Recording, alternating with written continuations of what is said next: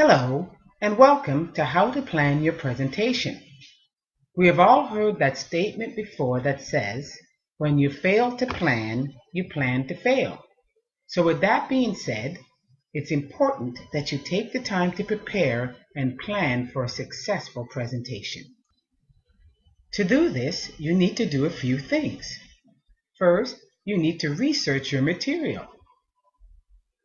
This includes identifying your topic. What are you actually going to be talking about? If it's a topic that is a broad subject matter such as tourism, you will have to make it more identifiable, such as tourism in Toronto, Canada. Gather all the necessary information you need for your topic.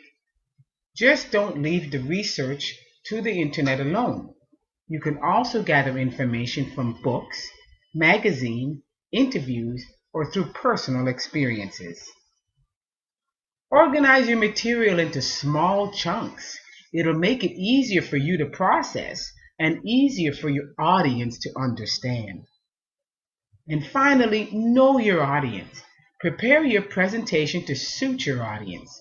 Some things to consider are the age, education level, ethnicity, and gender. Your choice of language may be suitable for one group, but not for the other. Furthermore, do not talk down to your audience. Always take the time to choose the most appropriate words for your presentation. So now let's look at the 3 E's of a presentation. The first one is to educate your audience. Your audience should always learn something that they didn't know before, or learn something that they continue to use as a refresher to this presentation. Entertain your audience. Try to keep your audience engaged by entertaining them in some way, whether this will be through your body language, verbal cues, or with your winning personality. And explain all parts of your presentation. This doesn't mean you tell your audience what you're going to do next, but you will need to show them throughout your presentation by your actions.